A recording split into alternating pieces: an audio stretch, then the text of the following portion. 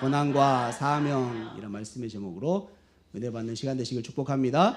우리 사모님 나오실 때 할렐루야로 환영하도록 하겠습니다. 할렐루야.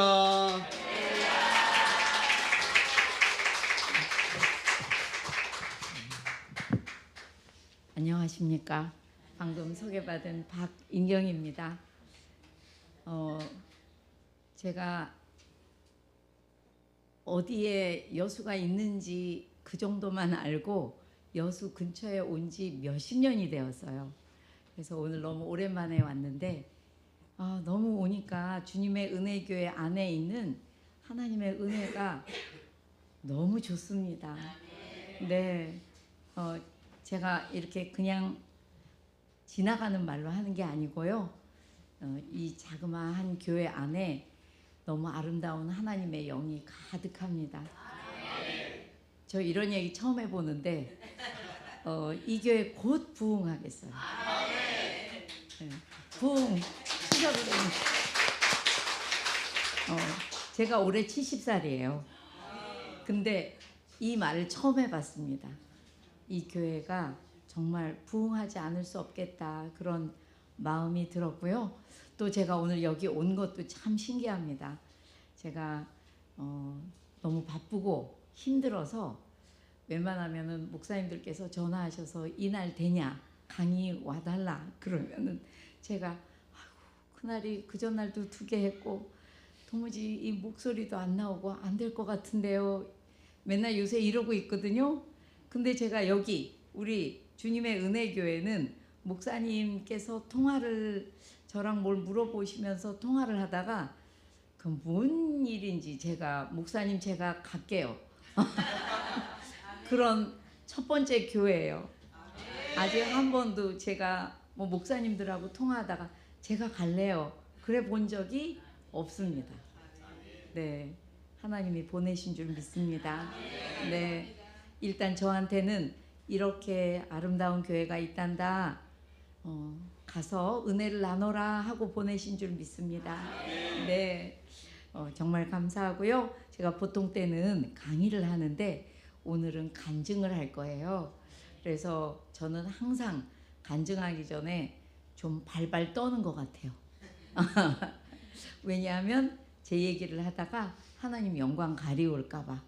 네, 부디 그런 일 없이 여러분들 안에 미천한 저의 삶이지만 하나님은 어떻게 역사하셨는지를 여러분들이 각자 들으시고 또 받을 은혜를 받으시고 받을 말씀을 받으시기 바랍니다. 네, 감사합니다. 아까도 말씀드렸지만 제가 나이가 많아요. 언제 이 나이를 먹었는지 모르겠어요. 그리고 저희 집은 아주 예수님 안 믿는 사람들만 있는 그런 집이었어요. 그러니까 불교 집안이었고요. 아주 불교만 믿는 우리나라 분들은 안 계시죠? 절에 다니는 분들은요. 옛날에는 다 무당도 불렀고요. 점도 보고요. 할 건 다 하는 거예요. 하나님만 빼고. 네, 그런 불교 집안에서 태어나 막내요 늦둥이로 태어났습니다. 근데 아까도 말씀드렸지만 제 나이가 70이니까요. 제가 어릴 때 6, 70년 전이잖아요. 참 이 나라가 우리 조국 대한민국이 가난했어요. 엄청 가난했습니다. 집집마다 수도가 없었어요. 서울 한복판이었는데도. 그래서 이제 공동 수도라는 게 있었어요. 그래서 거기 사람들이 막 이렇게 이거 뭐라 그러죠? 물지개, 맞아요. 물지개를 지고 사람들이 막 길게 서 있는데 저희 집에는 수도가 나오는 정도가 아니라 목욕탕이 있었어요. 그러니까 저희 집이 부자였던 것 같아요. 그죠? 저희 언니들은 우리 집 부자였어 언니? 그러면 언니들은 막 아니래요. 왜 아니라고 하냐면 그만큼 괴로웠으니까. 왜 괴로웠냐면요. 집은 부유한데 아버님이 또 이렇게 아주 매력도 많으시고 능력도 많으신 분인데 여자도 많았어요. 그래가지고 많은 게 많으신 분인데 어머니 말고 여인이 많았습니다. 저희 아버지에게 참 많이 외도하시고 그러셨어요. 그러다 보니까 저희 엄마가 참 예쁘고 이렇게 순하신 분인데 날마다 죽고 싶어 하셨어요. 그래서 실제로 맨날 이제 자살을 결심하시고 어딘가 막 한강까지 갔다가 오시기도 하고, 한강에 갔다 오셔가지고 막 우시면서 인경아, 내가 아무리 죽으려고 그래도 물이 너무 시퍼렇고 무섭고 추워서 내가 뛰어내리지를 못했어, 이런 얘기를 늘 하셨는데, 나중에 생각해 보니까 저희 어머님이 예수님 믿으시려고 한강에 못 뛰어내리신 것 같아요. 네, 그래서 저희 이런 집안이었기 때문에 아버님은 저를 너무 사랑하시는데, 왜냐하면 늦둥이니까요. 막내가 왜 조금 더 귀엽잖아요. 그러니까 늦둥이라고 너무 사랑하시는데, 저는 아버지를 참 많이 원망하고 또 싫어하고, 그러다 보니까 남자가 다 싫고 그러다 보니까 절대 결혼하지 말아야지 이렇게 생각하고 살았습니다. 대책이 없어요. 제가 지금 생각해 보면 예수님밖에는 대책이 없는 인생이었던 거죠. 근데 아버님이 드디어 그 여러분의 여자 중에 한 분한테 사기를 당하셔가지고 저희 집이 쫄딱 망했어요. 그냥 망한 게 아니고 아주 쫄딱. 그래가지고 그 비싼 동네 비싼 집 하나 남기고 저희 집에는 아무것도 없었어요. 그러니까 이 집을 팔아서 뭐 큰 집에서 작은 집, 비싼 동네에서 싼 동네, 우리 집에서 독채 전세에서 막 2층 전세, 그 집을 팔아서 맨날 살았던 것 같아요. 그렇게 가난하고 이제 제가 늦둥인데 대학을 가려고 보니까 등록금이 없대요, 아버지가. 아유, 저한테는 말을 못 하시고 엄마한테 어떡하냐, 인경이 등록금이 없다, 이 얘기하는 걸 듣고, 제가 그때 돈으로 이제 30만 원이 없어서 제가 대학을 못 가게 생긴 거죠.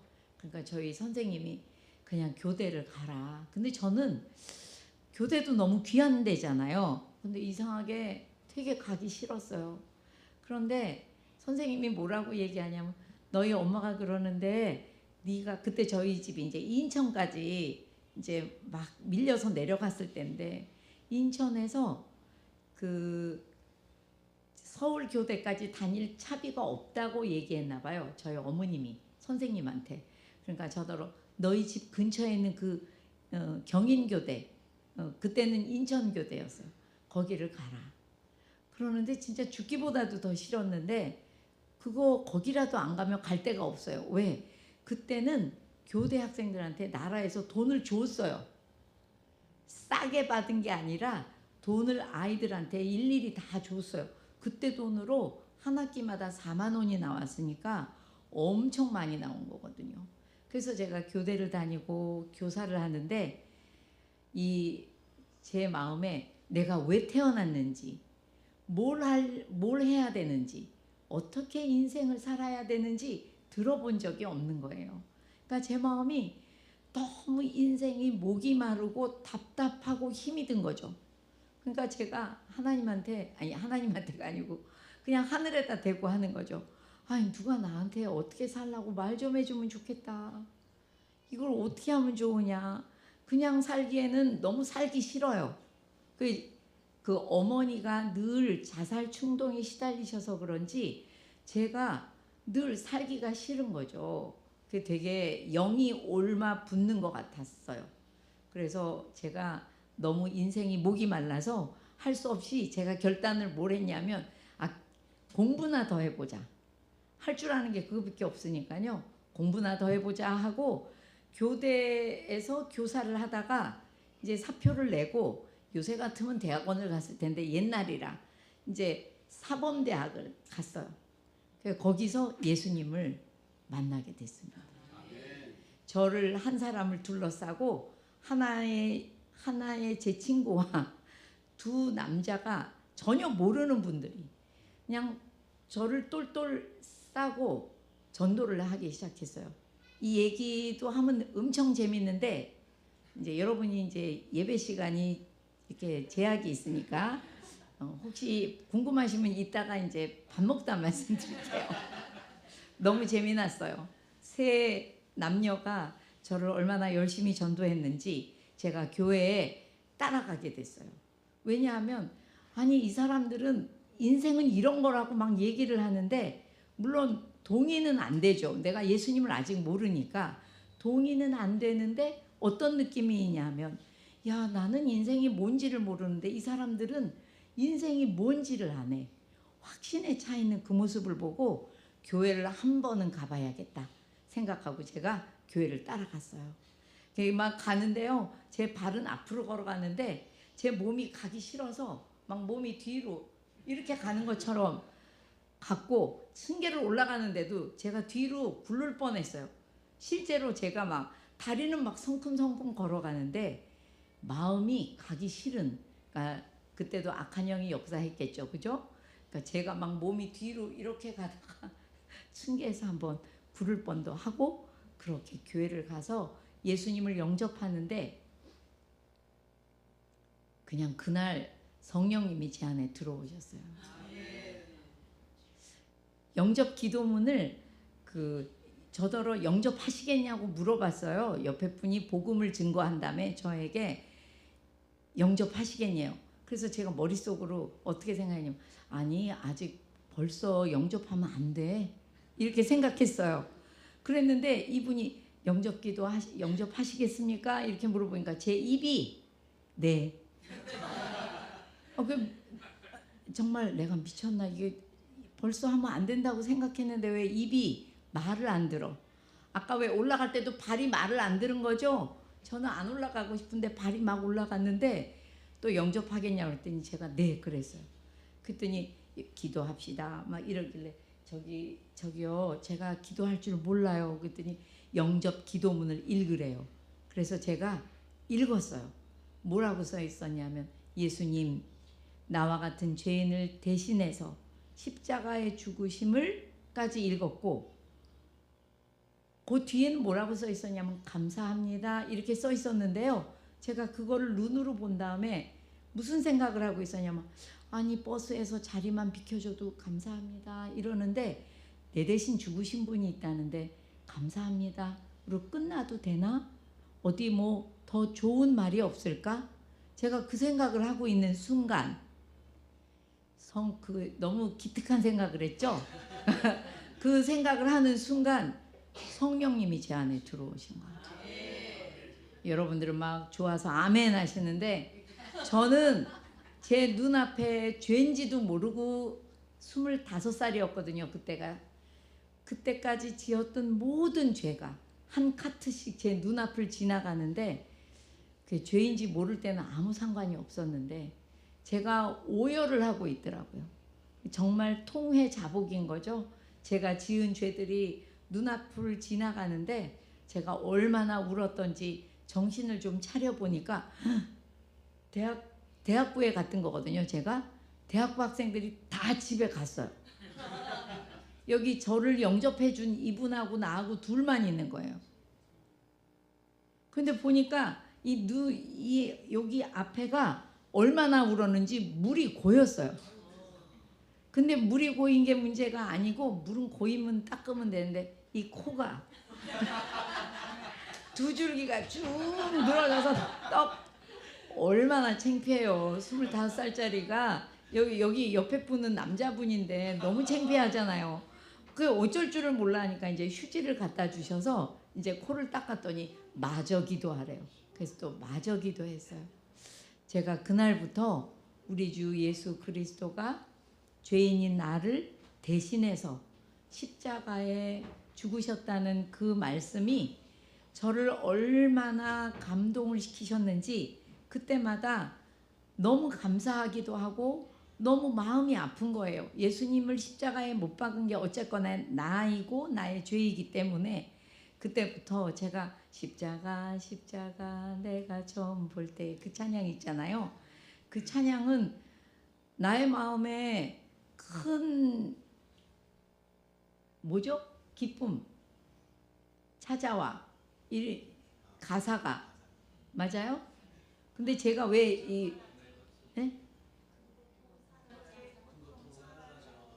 큰 고통 사라져. 예, 맞아요.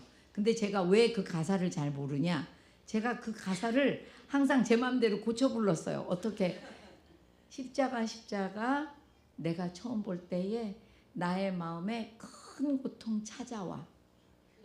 그러니까 사라진 게 아니라 주님의 고통이 제 마음에 찾아와서 제가 늘 그 찬양을 바꿔 불렀어요. 정말 그렇게 제 모든 생각, 감정, 가치관이 예수님의 그 십자가의 보혈로 완전히 덮어쓰기를 해서 저는 완전히 딴 사람이 돼버렸어요. 저희 어머님이, 친정 어머님이 제가 얼마나 깍쟁이였는지요. 제가 사진마다 약간 이렇게 하고 있거든요. 어렸을 때 처녀가 돼서도 저희 남편 때문에 사실은 알았어요. 당신 그 사진마다 잘 보면 왜 이렇게 누군가를 째려보고 있어? 그래서 나 안 그랬는데? 근데 정말 결혼을 해서 다시 잘 보니까요. 제가 그 아버님을 미워했던 이 마음이 정말 컸던 것 같아요. 제가 주로 사진을 아빠가 찍어줬거든요.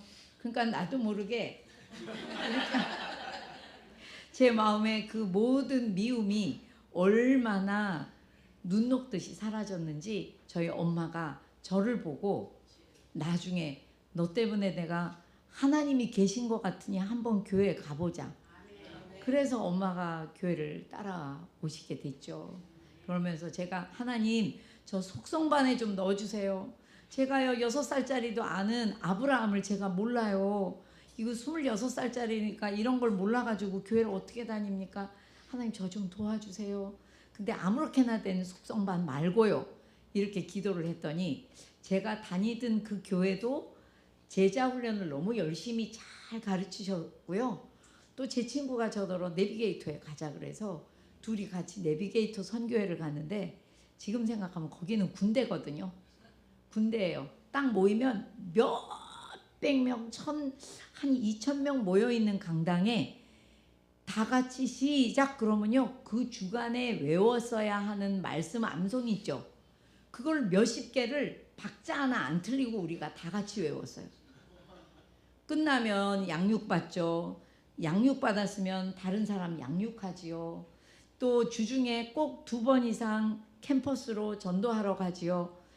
정말 군대같이 훈련을 받아서 얼마나 제가 감사했던지 그 훈련을 받아서 또 하나님이 쓸 수 있도록 저를 대학에 조교로 부르셔서 지금 정말 신기한 게 제가 4학년 편입을 해서 4학년 말에 예수님을 믿었는데요.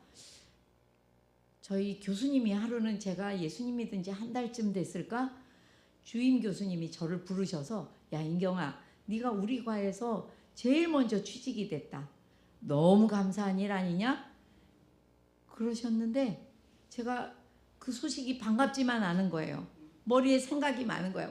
저거 예수님 안 믿을 때 내 맘대로 이력서 낸 건데 저걸 가도 되나? 가도 되는지 안 되는지 잘 모르겠어요. 그럴 땐 안 가야 되잖아요. 그죠? 그래서 제가 교수님한테 막 이러다가 교수님 근데 제가요 딱 한 달 전쯤에 예수님을 만났어요. 그랬더니 저희 교수님이 뭐? 예수님을 만났어요. 그랬더니 한참 계시다가 그래서 그런데 제가 이게 예수님 믿은 다음에 진짜 제 마음대로 안 살고 예수님 마음대로 하나님 마음대로 한번 살아보고 싶어서 요게 제가 예수님 안 믿을 때 냈던 이력서라 여기는 제가 안 가고 요건 다른 친구들 가라 그러면 안 될까요? 이랬더니 막 이제 교수님이 얼굴이 원래도 새까마신 분인데 막 시뻘개지셔가지고 막 화를 내시면서 야, 네 이력서를 보고 너를 오라 그랬는데 네 친구를 대신 보내면 거기서 오라 그럴 것 같냐? 그러고 예수님을 만난 건 만난 거고 도대체 왜 직장을 안 가야 돼? 애가 완전히 돌았네. 나가. 꼴도 보기 싫어. 그래서 나왔단 말이에요. 근데 참 잘했죠. 왜 잘했냐? 글쎄 그로부터 한 6개월 지났는데 우리 과에 조교 언니가 자살을 해서 죽었어요. 몰랐어요, 저는. 근데 제가 수련회 갔다 오면서 제 간절한 기도가 2개 있었는데, 하나님이 사랑이시라면서요. 저 사랑 좀 가르쳐 주세요. 전 사람의 사랑도 뭔지를 몰라요. 구경한 적이 없어서. 그러니까 하나님이 사랑이시라는데 하나님의 사랑을 제가 모르면 전 하나님을 모르는 거잖아요. 그러니까 저 하나님의 사랑 좀 가르쳐 주세요. 그 기도 하나랑, 하나님 제가 이 땅에서 뭐 하면서 살까요? 제 맘대로 살기 싫어요. 하나님 만났으니까 제가 뭐 하면서 살길 원하시는지 인도해 주세요. 근데 이 기도에 대한 응답이 제가 수련회에서 내려와서 집에 문을 여는데 웬 하얀 봉투가 있어서 딱 봤는데 저건 내 진로에 대한 응답이다라는 게 쫙 오는 거예요. 이렇게 얼른 열어봤더니 요새 같으면 여기 카톡에 하나면 되는데 그게 벌써 50년 전이잖아요. 그러니까는 교수님이 야, 너 조교 자리가 비었는데 너 올 수 있겠니? 나는 네가 왔으면 좋겠다. 이렇게 편지를 쓰셔서 제가 그 열심히 훈련받은 거를 대학의 조교가 돼서 조교 일도 물론 열심히 했는데요. 낮이나 밤이나 전도하고 또 그 사람들을 훈련시키고 그래가지고 또 각 교회에 파송해주고 이런 일을 만 6년을 했어요. 너무 감사하죠? 진짜 마음껏 하나님이 원하시는 일을 그때 다 해보았습니다. 그러고 나니까 저를 전도했던 그 여자친구가 야, 너 이제 내년에 30살인데 결혼해야 돼. 기도해야 돼. 막 이러는 거예요. 그래, 알았어. 결혼 기도만은 안 한 거예요, 제가. 그때까지. 그러니까 그 친구가, 근데 너무 웃기는 게 자기도 결혼을 안 했거든요. 근데 저더러 그렇게 열심히 결혼 기도를 하라 그래서 제가 이제 금식을 하러 기도원에 올라갔는데, 이제 지금은 제가 이렇게 화면으로 봐도 아주 살이 통통하게 찐 거고요. 제가 삐쩍 말랐었어요.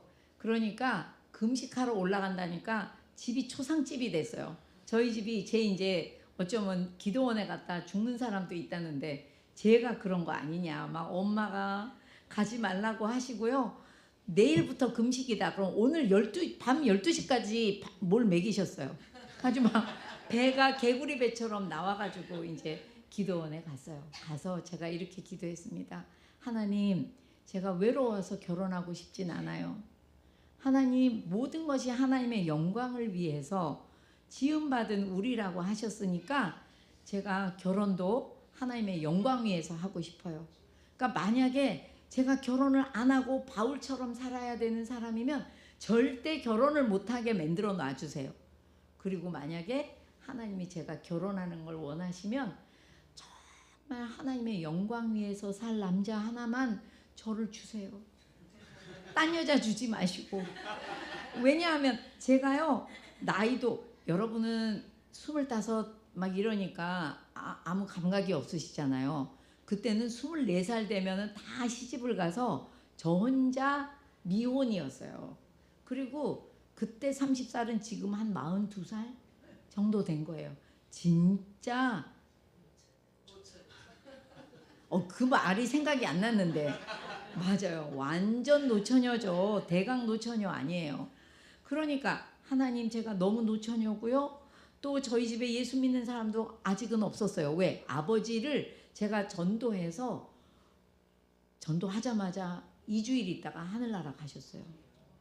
그러니까 지금은 아직 예수님 믿는 사람도 없고요. 아버지가 돌아가셔서 엄마밖에 없는 그런 딸인데 시집을 잘 갈 조건은 아니잖아요. 그러니까 제가 하나님 영광 위에서 살 사람 있으면 저를 주세요. 딴 사람 주지 마시고. 그리고 제가 이런 겁없는 기도도 했어요. 하나님, 장애 분도 괜찮아요. 제가 너무 용서해 주세요.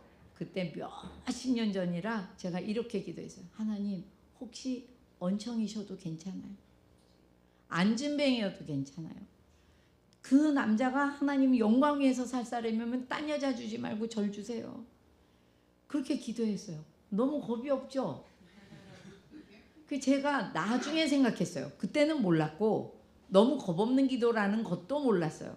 근데 나중에 생각을 해보니 왜 그렇게 겁없는 기도를 했을까 생각해 보니 그냥 마음에 하나님은 너무 사랑하게 됐는데 하나님이 없는 가정에서 살아봤잖아요.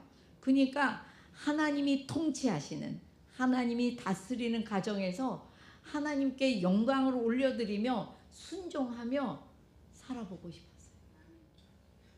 그러고 죽고 싶었어요. 죽기 전에 그렇게 살아보고 싶었어요. 분명히 내가 볼 때 분명히 돈이 없어도 행복할 거라는 생각도 있었어요. 제가 그렇게 기도를 겁없이 한 이유가 하나님을 너무 사랑해서 그분과 그분의 통치를 받으며 집안에서 그렇게 살아보고 싶었어요. 근데 아마 제가 장애를 가진 분하고 살 감이 못 됐나 봐요. 신체가 건강한 전도사님을 제 옆에 딱 갖다 놓으시더니 야, 네가 기도한 대로 갖다 놨다 하셨어요. 근데 제가 근데 하나님 저 사모는 아닌데, 제가 사모를 하기 싫은 이유는 가난할까 봐 뭐 이런 건 아니었고요. 제가 배운 게 이 제자 삼는 사역인데 사모님이 돼가지고 아무것도 못하게 될까 봐 하나님 저 사모는 아닌데 이렇게 알아서 해. 네가 기도한 대로 갖다 놨어. 그러니까 뭐 그 다음은 네가 알아서 해라. 그렇게 말하면 왜 겁이 나죠? 그래서 얼른 갔죠. 결혼을 얼른 했어요. 그래가지고 갔다가 저기 그 아기도 생기고 그랬더니 제가 여러분 갑자기 사모가 되고 갑자기 부모가 된 거예요. 주여. 제가 하고 싶은 말이에요. 주여. 아니 진짜 제가 한 번도 예수님 믿는 부모를 본 적이 있겠어요? 없겠어요? 없어요. 믿음 좋으신 사모님을 본 적이 있겠어요? 없겠어요? 없죠. 그러니까요. 여러분들은 어떠신지 모르겠는데 이게 본 적이 없는 거를 한다는 건 정말 어려운 일이에요. 땅을 파고 땅 속에서 올라오는 기분이에요. 본 적이 있어야지. 그러니까 제가 할 수 있는 게 딱 두 가지밖에. 하나님 울어 일단. 왜 우는지 몰라요. 그냥 계속 울어. 하나님 앞에. 그런 다음에 여쭙는 삶. 여쭤봐야지 어떻게 해요. 내가 뭘 알아야 간구도 하는 거 아니에요. 여러분 간구를 하시려면 뭘 알고 하셔야 돼요. 그냥 무조건 내 생각에 좋은 거다 싶어서 막 간구하시면 안 되고 이게 참 하나님 뜻인가 알고 간구하셔야 되잖아요. 맞죠? 근데 저는 간구는 별로 안 했어요. 자꾸 여쭤봤어요. 하나님 사모는 어떻게 하는 거예요? 하나님 부모는 어떻게 하는 거예요? 하나님 자녀를 맡았는데 이거 어떻게 길러야 되는지 본 적이 없는데 저 좀 가르쳐 주세요. 맨날 주께 여쭙는 삶을 사는 것이 지금 돌이켜 생각해 보니 제가 부모 사역, 사모 사역을 하게 된 기초가 됐던 것 같아요. 만약에 제가 그때 좋은 부모님이 믿음의 부모님이 계셔서 대강 우리 엄마 아빠처럼 하면 되겠구나 했으면 하나님한테 묻지 않았겠죠. 그러니까 또 대강 살았겠죠. 근데 하나님한테 너무 몰라서 너무 여쭤보니 하나님이 잘 가르쳐 주시더라고요. 근데 제가 어머님을 모시고 살았거든요. 시어머님. 제가 아무리 옛날 사람이라도 제 동기 중에 시어머님을 모시고 산 애는 아무도 없었어요. 근데 저는 그 어머님이 계시다고 남편이 선을 보러 나왔는데 이 선을 보러 나온 남자가 첫 마디가 뭐라 그랬냐면 근데 박 선생님을 만나서 이 얘기부터 해서 너무 죄송하지만 이 얘기를 안 하고 만나는 게 더 나쁜 것 같아서 이 얘기부터 해야 되는 거를 용서해 주세요. 그러더니 뭐라고 하냐면 자기는 막내인데 형은 선교를 하러 외국에 나갔으니 자기가 어머님을 모셔야 된대요. 그래서 어머님을 모셔줄 수 있다 그러면 만날 수도 있는데 아니면은 만날 필요가 없대.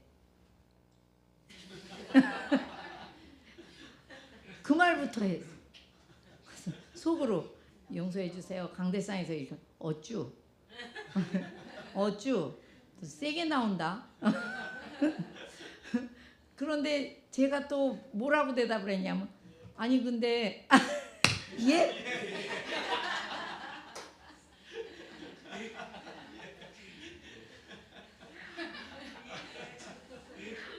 권사님 왜 이렇게 재밌으세요? 얘라고 안 했어요. 제가 뭐라 그랬냐면 길가에 길 잃은 노인이 계셔도 집에 갈 데가 없으시다면 집에 모시고 와서 이렇게 도와드려야 되는데 만약에 당신이 내 짝이 맞다면 어머님이 계신데 아들이 모시고 싶다 그러면 모셔야 되겠죠. 이렇게 얘기를 한 거예요. 제가 참 제 뜻대로 말이 안 나오고 자꾸만 하나님 뜻대로 말이 나왔던 적이 참 많았던 것 같아요. 그래서 어머님을 모시고 사는데 저는 서울 사람, 어머니는 대구분, 얼마나 무서우시던지요. 진짜 많이 무서우셨어요. 저희 형님, 그러니까 어머니의 따님도 제가 어머니가 무섭다 그러면 저희 형님이 저한테 이렇게 말했어요.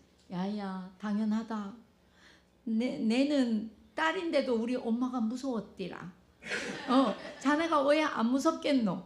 맨날 이렇게 얘기를 하셨어요. 그러니까 진짜 어머님이 무섭고 남편은 너무 바빴는데도 제가 그 사모 부모는 본 적이 없어서 되게 힘들었지만 어머니하고 남편은 이분들이 머리가 하얘서 돌아가시기 전에 저한테 내가 너 때문에 내가 당신 때문에 너무 행복했었다고 말하게 하는 게 제 목표였어요.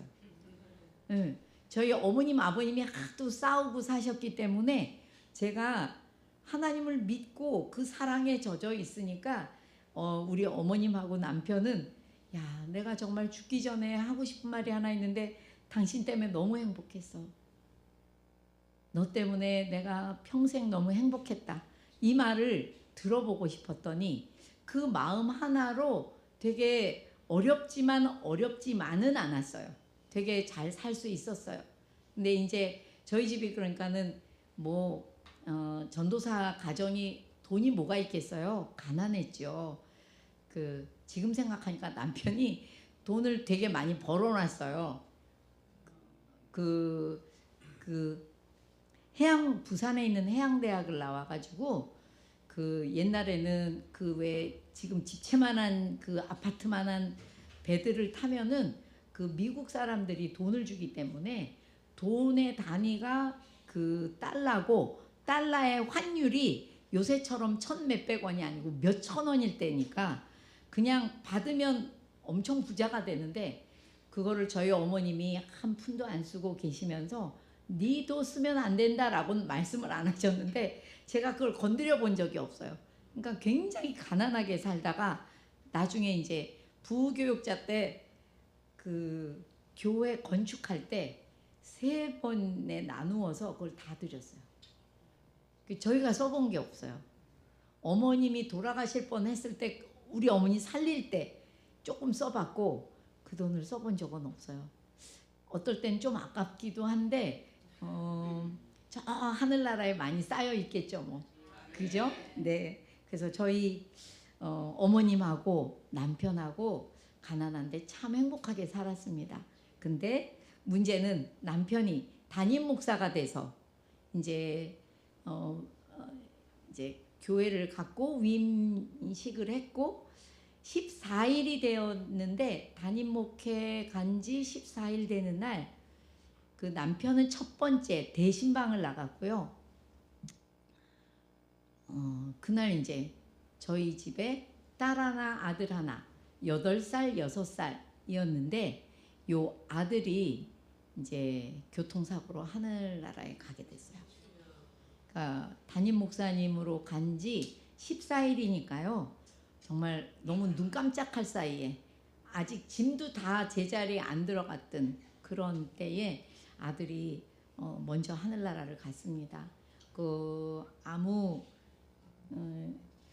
제 인생에 있어서는 제일 힘들 때였겠죠.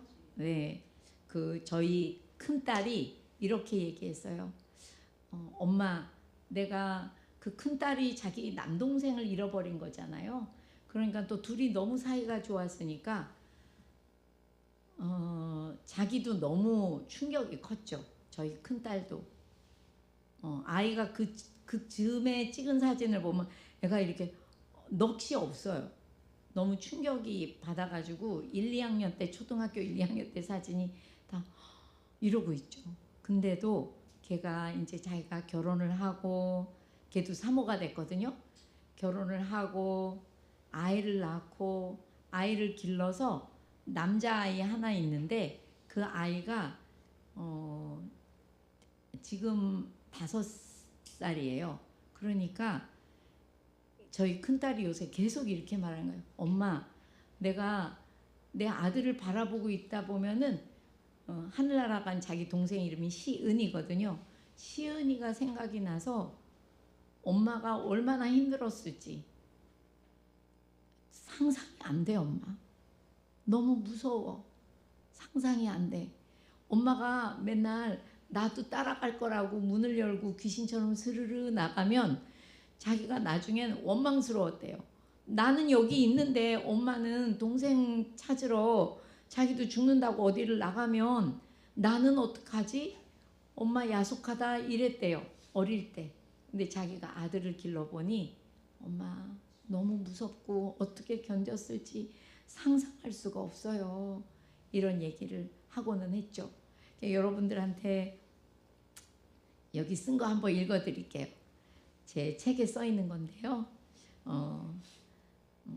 아이를 잃어버린 것도 고통스러웠지만 시간이 지날수록 아이를 향해 가졌던 사랑의 감정과 꿈까지 잃어버려야 하는 것이 더욱 고통스러웠다.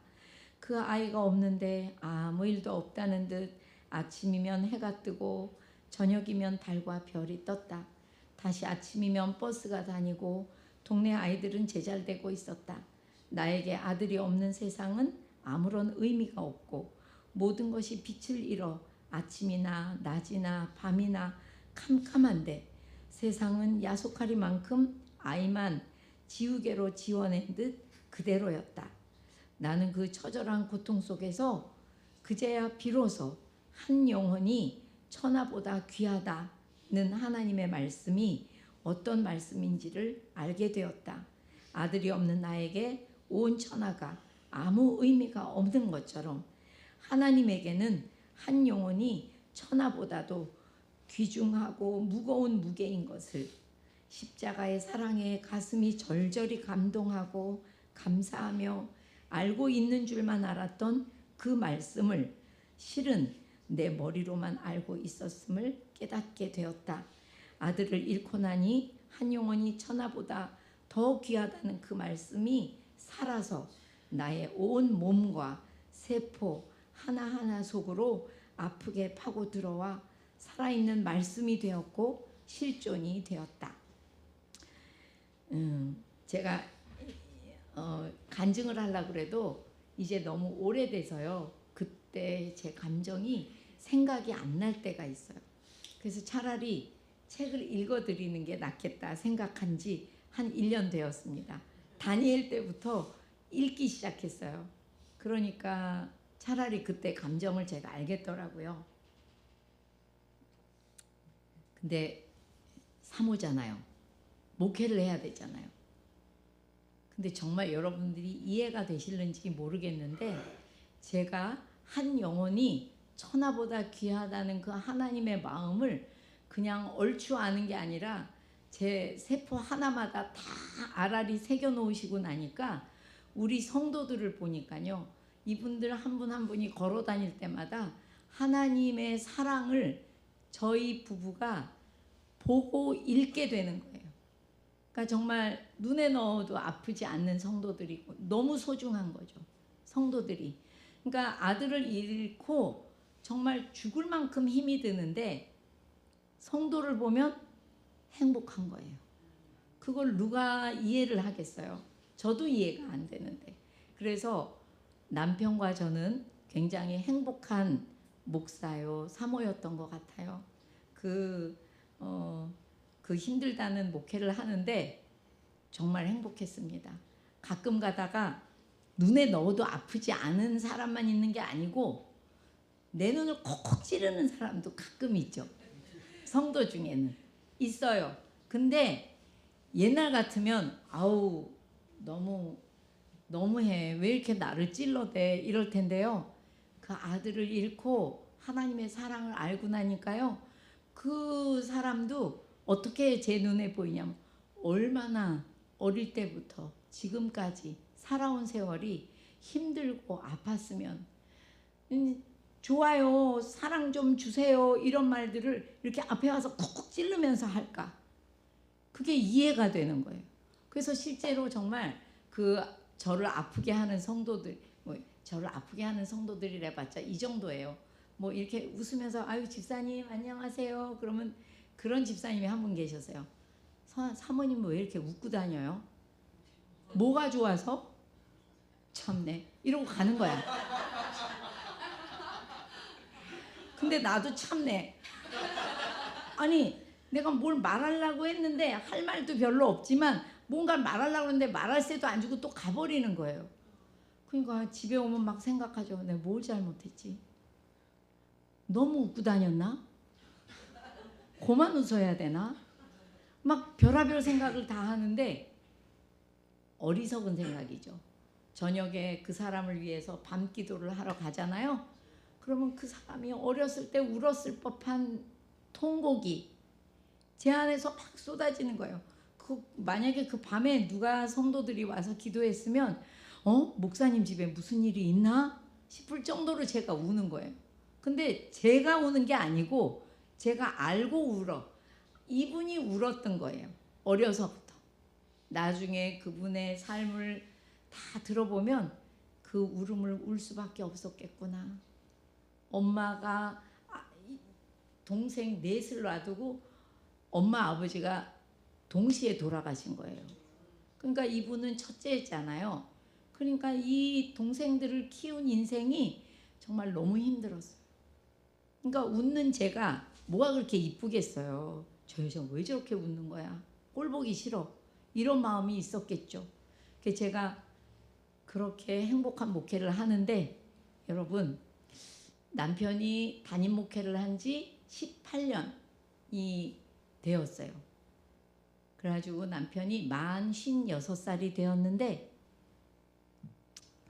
너무 건강했던 사람이 심장마비로 갑자기 갔어요. 너무 건강하고 너무 좋은 남편이자 좋은 아빠이자 좋은 목회자라고 저희 가족은 생각해요. 제일 중요한 건 하나님의 평가시겠지만 저희는 참 남편이 좋았어요. 목회자로서도. 근데 정말 남편이 갑자기 이렇게 갔는데 아들이 갔을 때는 막 이렇게 온 살이 찢어지는 것 같은 아픔이었다면 남편이 가니까요 뚜껑이 없는 집에 사는 것 같았어요. 하늘이 무너진 것도 같고 이 뚜껑이 없는 집에 살면 비가 오면 다 맞아야 되고 눈이 오면 다 맞아야 되고 그런 거잖아요. 어디 피할 데가 없잖아요. 딱 그런 느낌이었어요. 근데 그 남편의 장례식 때 그 이제 왜 영정 사진이 있잖아요. 그 뭐 성도들도 제정신이 아니죠. 성도들도 막 별의별 일이 다 많았어요. 며칠을 시동을 안 끄고 차를 세워놓은 성도들도 있고 정말 별의별 일이 많았는데 제가 그 사람들을 너무 울고불고 난리를 치니까 제가 그분들을 위로하느라고 제가 울지를 않고 있었나 보죠. 저희 후배가 하나 오더니 막 소리를 지르는 거예요. 언니 이제 과부야. 정신 차려. 뭐 누구를 위로하고 있어? 이 말을 했던 기억이 있어요. 근데 그 중에 아까 왜 자꾸 등장하는 저를 전도했던 여자친구, 걔가 되게 기도를 많이 하는 아이인데 이제 걔도 사모가 되어서 이제 그날도 제 남편이 한나라 갔다니까 막 자기 마음에 하나님한테 항거하는 마음이 많았대요. 들어오면서 하나님 왜 데려갈 사람이 그렇게 없으셨어요? 손목사를 데려가면 어떻게 해요? 어떤 사람을 데려가시는 거예요? 왜 저 사람을 데려가냐고 그러면서 하나님, 그리고 저를 가리키면서 쟤는 할 줄 아는 게 아무것도 없어요. 사모 말고는 할 줄 아는 게 없어요. 쟤는 이제 어떻게 해요? 그러면서 얘가 막 항거하듯이 이제 들어오는데 제 친구가 기도를 많이 하다 보니 하나님의 음성이 자기 귀에 들렸대요. 야, 손 목사가 그 사명을 다 했다. 그리고 네 친구는 내가 책임질 테니까 아무 염려하지 마라. 이제 짧게 정리하면 그래요. 그래서 얘가 하나님한테 음성을 들은 거를 제가 장례를 치르고 왔더니 제 메일에 보냈어요. 자기가 들은 하나님의 음성을. 그래서 제가 그 음성을 적어 보낸 것을 제가 이제 읽으면서 두 가지 마음이 들었어요. 하나는 뭐였냐면, 우와, 우리 하나님 너무 야속하시다. 저렇게 목회 열심히 하고 너무 하나님이 부어주시는 은혜가 교회 안에 가득한데 하나님이 사명을 다 했다네. 너무 서운하다. 야속하다. 그 마음이 제 안에 있었고요. 두 번째는 무슨 생각이 드냐면 그 와중에 가만히 있어봐. 근데 남편이 사명이 다 했다고 데려가시는 거면 나를 살려두신 걸 보니까 나는 이 땅에 사명이 남아있다는 거구나. 그 생각이 드는 거예요. 그 와중에. 하여튼 그렇게 제가 어떻게 살아가는데요. 여러분한테 시간이 많이 갔지만 제가 그 생각이 들었어요. 그 다음번에 오시는 목사님하고 성도들하고 잘 지내야 되잖아요. 그죠? 그러니까 내가 빨리 없어져야 되겠더라고요. 그 동네 살면 안 되겠어요. 뭐 성도들은 막 저보다 더 정신이 없이 맨날 울기만 하는 거예요. 막 교회가 다 패닉에 빠졌어요. 그러니까 내가 일단 가야겠다. 내가 눈앞에 보이면 안 되겠어요. 그냥 집만 나서면 뭐 동네에서 마주치면 붙잡고 그냥 대성통곡을 하시니 제가 일단 갔어요. 멀리 이사를 갔죠. 지금도 저희 딸들이 그때가 제일 힘들었대요. 아빠도 없는데 교회도 바뀌고 어느 교회를 나가야 될지 정하지도 못하겠고 또 무엇보다 목사님이 없어진 거잖아요. 우리는. 그죠? 담임 목사님이 없어진 게 되잖아요. 그러니까 제가 오죽하면 이런 생각을 했어요. 내 남편이 죽었는데도 내가 다니는 교회를 갔더니 그 담임 목사님은 그냥 계시다면 그래도 내가 살 것 같은데 남편도 없고 담임 목사님도 없어지고 교회도 없어지니까 그거 정말 너무 힘들더라고요. 그 사모님들이 목회자인 남편이 갑자기 소천을 하시면 진짜 어떻게 해야 될지를 몰라 하죠. 제가 남편이 또 너무 좋다 보니까 남편이 저한테는 애인이자 남편이자 또 저에게 아버지가 너무 좋은 분으로 제 옆에 안 있었기 때문에 저에게 아빠이자 또 너무 좋은 동역자이자 그렇게 남녀가 만나서 그렇게 잘 맞기도 좀 어려울 것 같아요. 그러니까 남편하고 한 28년 정도 살았나 본데 정말 너무 행복했기 때문에 그 사람이 가고 나니까 더 어려워요. 더 힘든 거예요. 근데도 여러분 제가 참 웃겨요. 그때부터 아이들한테 돈이 엄청 들 때거든요. 그 전에는 무상교육을 받을 때였고 이 사람이 하늘나라 간 다음에 이제 진짜 돈이 들어가는 때야. 뭐 대학 보내야죠. 시집 보내야죠. 정신 못 차리는 때인데 제가 하나님 저 애들 데리고 어떻게 살아요? 이 기도를 안 하고 제가 또 뭐라고 기도했냐면 하나님 저는 제자 삼는 사역하다 죽으려고 그랬는데 하나님이 사모하라 그래서 사모했는데 사모가 아니라 그러면 저 이제 뭐하고 살아요? 제 사명이 너무 궁금해요. 하나님 뭐하고 살까요? 계속 그 기도를 하고 있는 거예요. 근데 정말 신기한 게 제가 교회 안에서 사모이지만 제가 상담사였기 때문에 상담도 하고 성도들을 또 이제 아까 말씀드린 것처럼 이게 부모 자녀 간의 의사소통 훈련 강사였기 때문에 그런 부모 교육 같은 걸 늘 했었어요. 근데 나를 모르는 사람들이 교회 바깥에서, 병원에서, 학교에서, 뭐 신문사, 문화원에서 계속 저한테 강의를 하러 오라는 거예요. 나를 어떻게 아셨냐고 물어볼 법도 한데 전 또 그걸 안 물어봤어요. 그냥 오라 그러니까 갔고, 가만히 있으면 죽을 것 같은데 가서 강의라도 하니까 살 것 같아서 그냥 닥치는 대로 일을 했어요.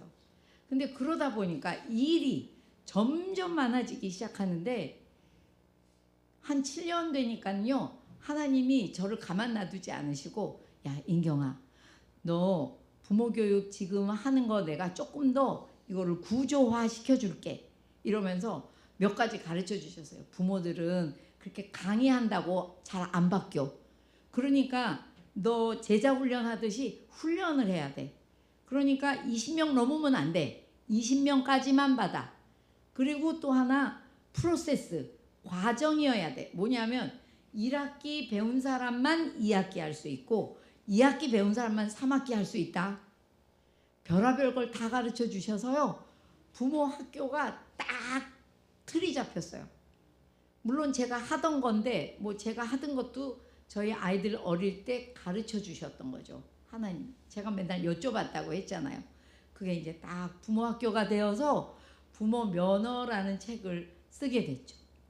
그리고 부모 면허라는 책이 이 땅에 나오는 날, 출판되는 날, 하나님께서 이제 사모 면허를 써야 된다고 하셔서 제가 부모 면허, 사모 면허를 썼어요.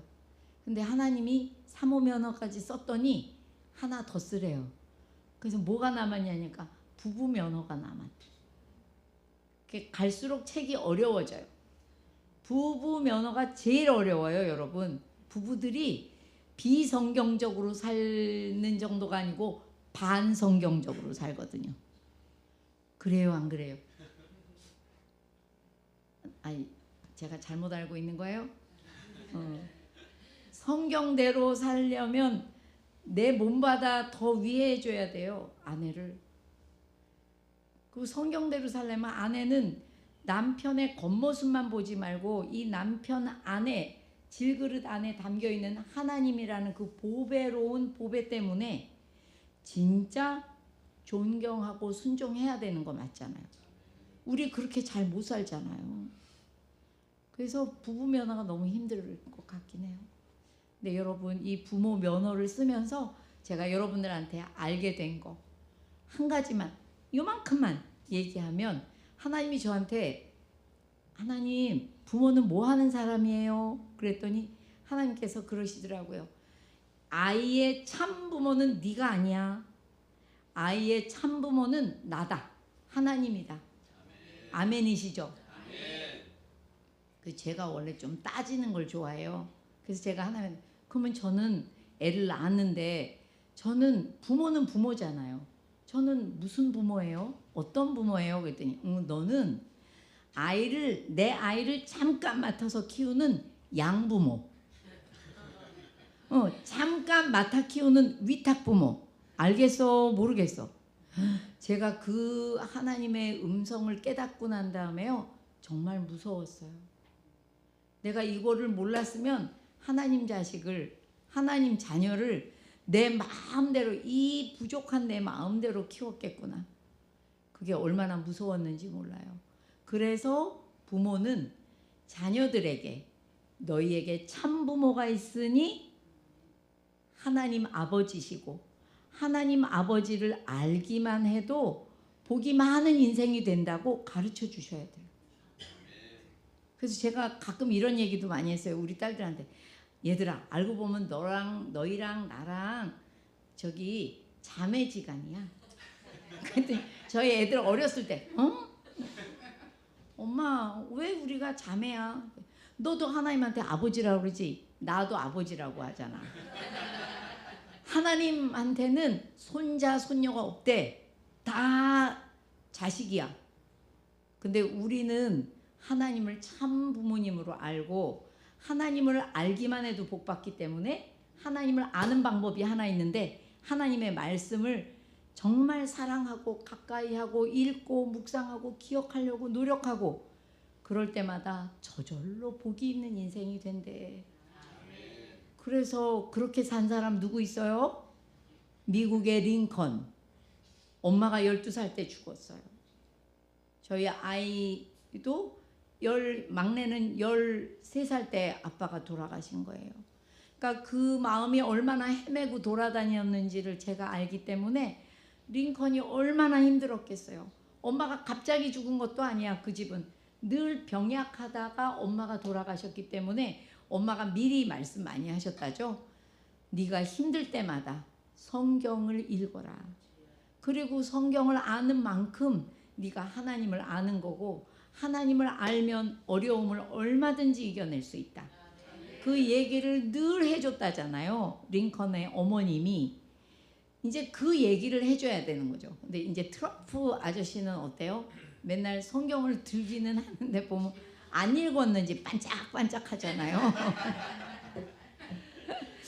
그래요. 그래서 여러분들이 부모님이시라면 자녀들에게 이제 내가 성경을 읽고 이거 얘기하면 긴데 저는 성경을 읽잖아요. 그러면은 묵상하면 그날 하루 종일 그 말씀을 기억하고 싶어서 짧은 제목으로 요 손목에다 써요. 그리고 그거를 종일 기억합니다. 어저께 제목은 오늘 아침에는 여기 와서 예배 드리느라고 막 유튜브 예배를 드렸잖아요. 제가 그러고 여기로 왔어요. 새벽에 왔기 때문에. 근데 어저께 제목이 사랑 없는 자유함이었어요.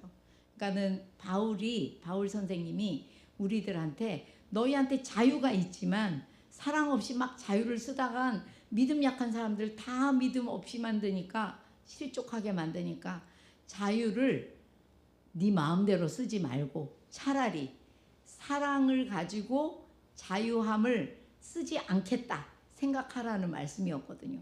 근데 그 긴 말씀을 제가 어떻게 기억해요? 그러니까 짧은 제목으로 기억하는 거예요. 근데 저하고 부모 교육 받는 분들은 그거를 시작한 다음에 인생이 너무너무 행복해졌대요. 너무 든든하대요. 종일 말씀이 나를 붙잡고 함께 가시니까 하나님 나라에 내가 살고 있구나 하는 거를 더 깊이 느끼신대요. 이렇게 부모님들이 말씀으로 사는 모습 보여주시고 아이들에게 너희는 참부모가 계시니 하나님 아버지다 얘기해 주시다 보면은 정말 하나님이 어찌 그 가정의 자녀를 사랑하시지 않을 수가 있고 인도하시지 않을 수가 있고 높이시지 않을 수가 있겠어요. 아멘이시죠? 아멘. 네, 그렇게 꼭 살아주시기 바라고요. 제가 이렇게 지나온 세월을 얘기하다 보니까 어떤 분들은 이렇게 생각할 것 같아요. 저희 사위가 저한테 칠순날 카드를 써주면서 자기네들이 읽는다고 그 눈물 콧물을 빼면서 그걸 읽어줬는데 사위가 목사거든요. 근데 사위가 그런 말을 카드에 써놨어요. 어머니가 겪은 일들은 그 중에 하나도 일생에 한 번도 사람들이 잘 안 겪을 일이에요. 내 어머니는 몇 번이나 너무 힘든 일을 겪으셨어요. 그러면서 막 사위가 막 울었던 기억이 나는데 정말 남들이 보면 제 인생이 저주받은 인생 같을 수도 있겠어요. 근데 저는 알아요. 제 인생길이 사명의 길인 거예요. 부름받은 영광의 길인 거를 저는 알고 있습니다. 물론 저한테 그런 고난이 없었다면 지금도 동네 교회에 사모로 되게 행복했겠죠. 그죠? 제가 너무 천하보다 귀한 우리 성도들 곁에서 그들이 기쁘면 같이 기쁨을 나누고 슬프거나 힘들면 새벽에 기도해 줄 수 있는 것만으로도 되게 행복했을 텐데 문제는 하나님이 저한테 주신 사명은 제가 그 고난을 겪고 나서 할 수 있는 일이었던 거죠. 네, 지금 저희 남편 살아있고 제가 동네 교회 사모였으면 저 뭐 시간 부족하게 교회 돌보느라고 아무것도 못했을 거예요. 책을 어떻게 쓰며 무슨 강의를 하러 다니겠습니까? 근데 하나님은 저한테 원하시는 게 조국의 이 나라의 부모들을 살려서 다음 세대를 살리는 것이 하나님의 뜻이고 제 사명이고요. 또 무엇보다도 가정을 살려서 교회를 살리고 그 다음에 사모님들을 살려드리고 그 사모님들이 그 교회에 일단 사모님들의 가정이 살아나고 또 그 교회에 이제 부모님들을 그 교회 사모님이 섬기시게 하는 것, 가르치게 하는 것, 그것이 이제 제 사명인 줄을 알고 있습니다. 아이고 주여 감사합니다. 그래서 얼마 전까지만 해도 아이고 하나님 저 남편하고 아들 따라서 가고 싶어요 하는 마음이 한 7년 전까지만 해도 있었어요. 제가. 근데 지금은 밥도요 어떻게 먹는지 아세요? 운전하면서 할머니가 옆에 차 운전하면서 옆에 있는 거 먹느라고 정신없어요. 뭐 샌드위치를 먹든지 김밥을 먹든지 떡을 먹든지 다음 교회 가야 되니까. 제가 정말 그런데도 감사하고요. 이 사명이 너무 하나님의 마음이 얼마나 절박하신지를 알았기 때문에 제가 게으름을 부릴 수가 없어요. 여러분들한테도 이 얘기를 하고 싶습니다. 여러분도 크고 작은 고난이 있을 거예요. 그죠? 없는 사람이 어디 있어요? 크고 작은 눈물이 있을 거예요. 없는 사람이 어디 있어요? 근데 크고 작은 고난과 눈물이 있다고 해서 교회는 나오는데 마음이 살짝 삐져 있는 분들이 있어요. 서운해하고 뭔가 삐져 있고 뭔가 하나님은 나만 제일 사랑하는 건 아닌 것 같은 토라진 마음이 우리한테 있을 수 있습니다. 근데 부디 고난의 때에도 하나님 앞에 나오셔야 돼요. 나 혼자 하나님 앞에 안 나오고 막 안 좋은 마음으로 있잖아요. 누가 제일 좋아할까요? 악한 영이 야 먹잇감이 여기 있구나. 너무 좋아하죠. 여러분 고난의 때에도 주님 앞에 꼭 나오시고요. 또 나오신 다음에 이 기도만 하지 마세요. 하나님 제발 이 고난 좀 없어지게 해주세요. 고난 좀 치워주세요. 이런 기도를 많이 하게 되죠. 고통스러우니까. 근데요 정말 중요한 기도는 하나님 제가 이렇게 고난에 깊이 들어와 보니 주님께서 너무나도 고난을 치르시고 우리를 구원하신 게 얼마나 값진 건지를 알겠습니다. 고난의 주님 만나주세요. 만나고 싶어요. 저희 손주가 저기 이제 한국 나이로 그러니까 만 나이로 한 3살밖에 안 됐는데 기도할 때 맨날 이렇게 기도한대요. 누가 시킨 기도도 아닌데 하나님 저는 하나님의 눈이 너무 보고 싶어요. 하나님 눈 좀 보여주세요. 얼굴 좀 보여주세요. 이렇게 기도를 한대요. 그래서 어유 그 녀석 참 신통하다. 하나님 만나달라는 기도보다 좋은 기도가 어디 있겠어요? 고난 가운데 계실 때 고난 가운데 우리를 구원하신 주님을 만날 때예요.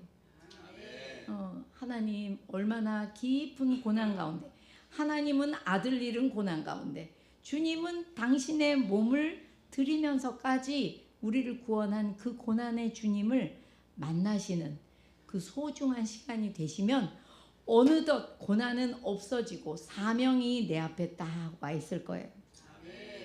제가 살아보니 그렇더라고요. 그래서 여러분들 고난 가운데 너무 슬퍼하지 마시고 너무 서운해하지 마시고 나만 이런 고난 주시나 봐. 그렇지는 않아요. 꼭 주님 만나시고 또 주님을 만나고 나면 정말 사명은 눈앞에 와 있고 어려움은 없어져 있을 거다. 이렇게 생각합니다. 네, 이 고난이 있으므로 고난이 없는 인생보다 더 하나님의 뜻에 맞게 우리가 다듬어지고요.